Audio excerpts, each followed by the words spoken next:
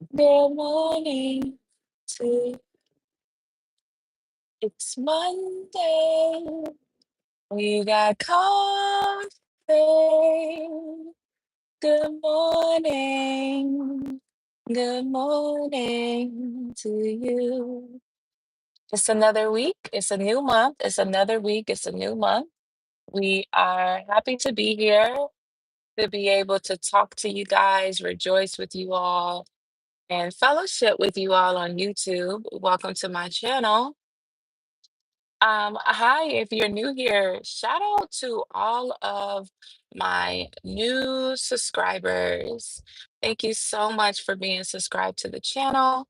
I appreciate your contribution to the channel by just being subscribed, by watching the videos. Shout out to everyone who watched my most recent short. Yes, shout out to y'all. That was dope. Shout out to Sister Jakara, I hope I said that right. Sister Jakara, she posts, and I said pictures, but I meant videos. Sister Jakara posts videos of her outfit of the day. And I was like, oh my God, her outfits are so cute. And it's more sisters in holiness that be getting down with the fashions. Okay. So if you be getting down with the fashions, just take it upon yourself, put your camera up, do a video, do a picture, do a lookbook. Hey, Tanya Vaughn, good morning. Do a lookbook and post it.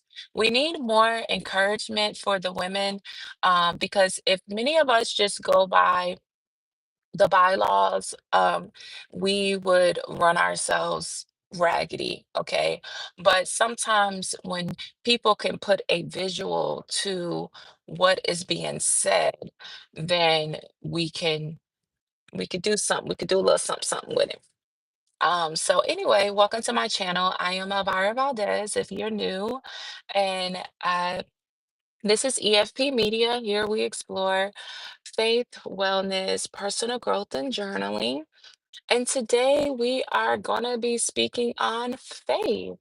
We're going to be speaking on faith. If you are new and you're not aware, my faith is holiness. I am a Christian. I believe in Jesus Christ as Lord, but I practice that through the way of holiness. So that is my, I guess you could say, religion if you had to call it that, but it's more so faith. It's a faith. And it's a faith you could find in the scriptures. Nonetheless, moving right along. Today I wanted to talk about a story that I wasn't going to share, and after talking to one of my sisters, and I was sharing with her a couple of things, but one of the things is that I shared to her the dream that I had when I was a small child. I don't remember how old I was, because I mean, it was a long time ago. It was a long time ago. But I remember that we were, anyway, so a little background story with me. My parents were married when they had me, and then they got separated. Unfortunately, they got a divorce.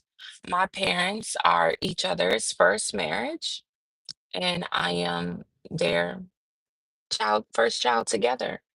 So when my parents separated, my mom went her way, my dad went to Philadelphia, where my family, some of them are in South Carolina, and some of my other family migrated to Philadelphia.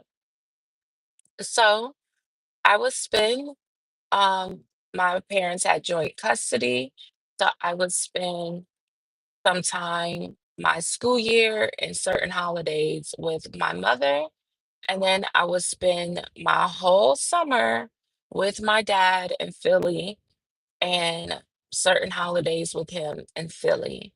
So growing up, I grew up in a dual environment.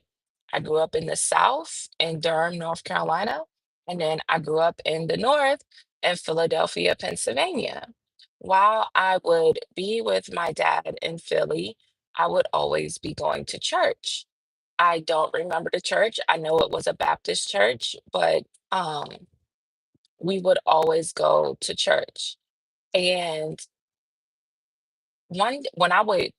I remember as a kid, I would like come back home. I think I was home when I had these dreams, but every so often I would dream about driving around Philly, and driving block to block looking for the church. Now, I knew what my daddy church looked like. I knew what my godfather's church looked like. That wasn't the church I was looking for in my dream. I would be driving around Philly looking for this church. And I would be in my dream, like getting so frustrated. It's like, have you ever had a dream where you were trying to call somebody or you were trying to, do something and you couldn't do it, or you were like trying to call 911 and you kept calling 991 or something like that, and you just couldn't do it? That's how it was in the dream. Like I would just be driving on a block by block by block by block looking for this church. Now, if you're not familiar, a lot of the architecture in Philly are very similar because they have like the row houses, and a lot of the churches have the same type of architecture. So one church is the same type of stone and whatever, like it's schools, like everything basically has the same type of framing and work. Okay. So when I'm dreaming these dreams of, and this is not a dream that happened once, this is a dream that happened multiple times. And I would be dreaming about this church, and I was like, I can't find the church. And I would wake up, I was a kid. I would wake up and be like, okay, and go right along with my life. And until I was watching, I had forgot about the dream, never thought about the dream again. Um, well, the older I got, the dream stopped happening and I forgot about the dream. And like I said, the dream happened more than once. It'll be the same story, but I don't know what I'm thinking about. I don't know what I'm dreaming of. And until I saw the documentary and of Apostle Gino, and the documentary about First Church and how it was started, and more about the history of Apostle Gino Jennings, and the start of the church and all of that. And when they got to the end of the documentary, and they were outside of the church location on Frankfurt Avenue, the dream came rushing back to me like a heavy wave. And even now, I get so emotional thinking about it because until that moment, I had forgot about that dream. And looking at the neighborhood. And it's not about the actual church, because like I told you, all of the churches in Philly kind of look the same until you go inside. And then you see, you know, the difference inside. So when they were standing on the block on front of the church and they were interviewing different people, that's when the vision came back. And that's when I started crying. And I was like, was this the church I was looking for in my dream?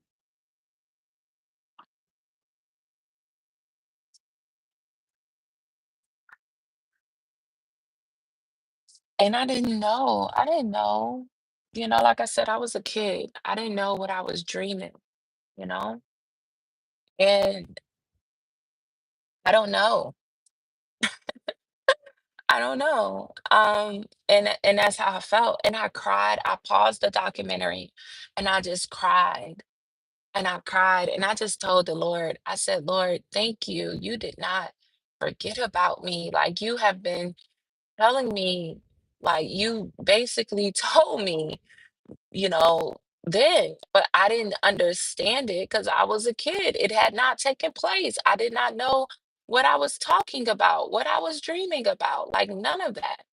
And I was just such in awe by the power of the Lord and how it just came back to me. And I just started crying. And I was just like, I just fell to my knees and I just started telling God, thank you. I was just telling him, thank you, thank you, thank you for, just not forgetting about me. And after that moment happened, it's such a um, emotional moment. And I'm a sharer. I like to share. So, I shared it with two people. One person was very welcoming of the testimony, and the other person was very nonchalant and didn't really engage in what I was saying. And of course, the nonchalant person's reaction stuck with me more, as in, don't you tell nobody else this because other people are going to look at you crazy or not even believe you or whatever, like just kind of throw you off a little bit.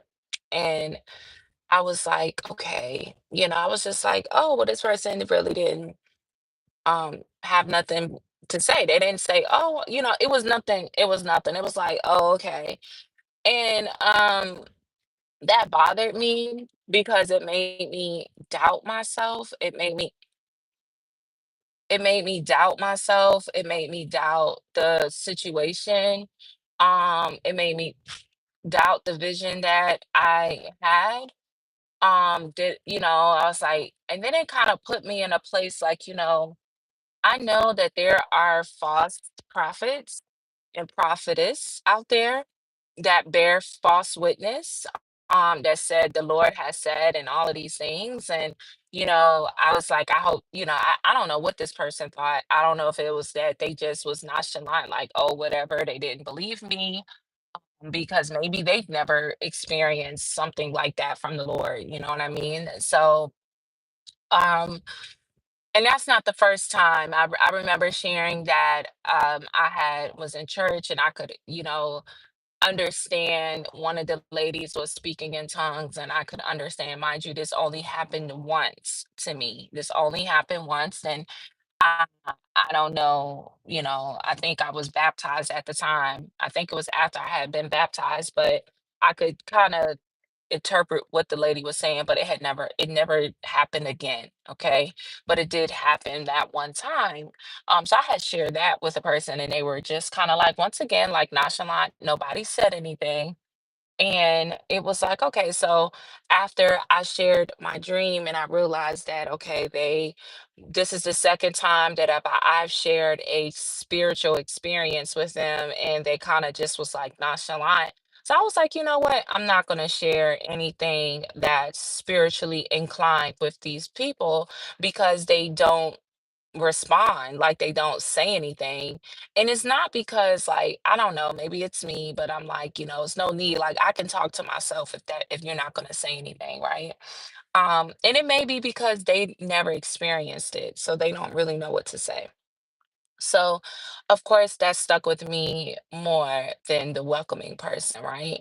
Because that's just how things go in life. So I was like, it just deterred me. And it was like, you know what, maybe I shouldn't share this with other people because, I don't, they're not going to understand.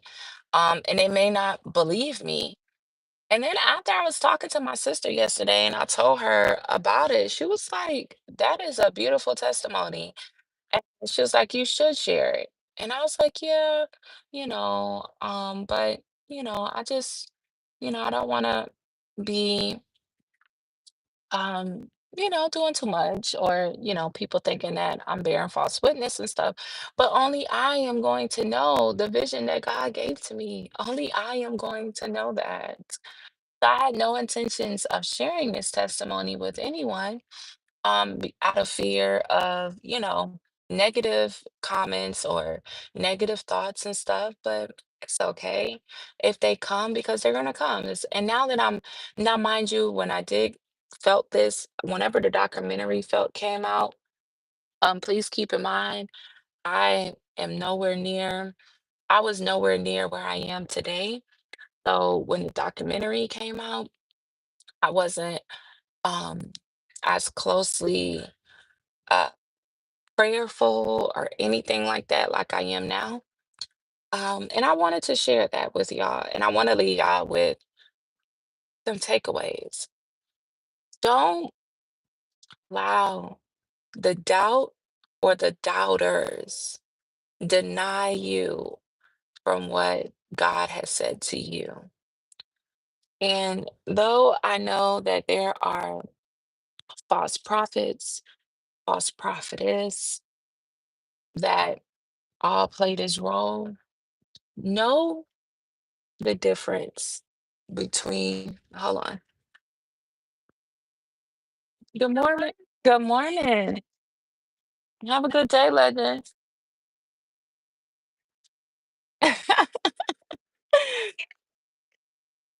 Thank you. Child, he see his friend. He just be like, he ain't say bye to me. He said bye to Mateo. He said hi to Mateo though. Ain't that something? Child, he love Mateo. Mateo love him. Mateo told his mama, I want he said, I want brown skin like my friend. She said, well, Mateo, you're gonna have to love your olive skin. He said, I want brown skin like my friend. I said, it's okay, Mateo. You'll be all right. And you'll love you for you. Um, so I share that to say that you're gonna have, and it's not about the person, right? It's about the experience. And you're gonna have moments in your life where you're gonna, if you're selected, you can't choose certain gifts. Well, all gifts, you don't choose them, they choose you. They're given to you by the Lord. When you become a prophet, you don't, or a prophetess, it ain't something you chose to do. You become it because the Lord chose it for you. So with that being said, I understand. I had to step back after I finished talking and I thought about it. I was like, don't allow the doubt or the doubters to sway you away from what God has given you. And to be able to have discernment to know God's voice, your voice, and Satan's voice. And anytime something is telling you to go in opposition to what God has told you to do, then you know who voice that is. Anytime you want to choose, pleasure over instruction and obedience, you know whose voice that is. And anytime you hear something that makes you uncomfortable, pushes you out of your comfort zone, or even makes you so nervous to the point that you're even scared to do it, more than likely, you know who voice that is. And I want to encourage you with that. Now, this is a simple little dream. Good morning. This is a simple little dream, right? But it is a big dream because later in life, I didn't know what was going to take me, what was going to bring me to the Lord's church. I didn't know what was going to bring me here. I didn't even know this existed. I never heard of Apostle Geno Jennings until last year. Okay. Maybe I probably seen him on the TV or something, but honestly, nothing in my brain registers that I knew I'd seen this man before. So just know that whatever vision, sit with it, make sure that it came from the right space And if you feel led to share, share it. But if you are given specific instructions to do something and it makes you uncomfortable, it pushes you out your comfort zone, more than likely it's something that you're supposed to be doing. So I wanted to share that with you guys. If you're just joining, you'll have to rewind and catch it at the beginning. I just, as you can see from the title, I shared um, a vision, a dream that I had many, many years ago when I was a young child. And I wasn't going to share it with you guys. And I had this realization months ago. But after speaking to my sister, I decided she encouraged me and I decided to share it with you guys. And the point of it, of me sharing, is for you guys to pay attention to who voice you're listening to and to know that sometimes when we are asked to be pushed outside of our comfort zone, that is coming from a place and from, yeah, that's coming from a place of, God, you know? Our flesh wants us to be complacent, and, Satan doesn't want us to excel.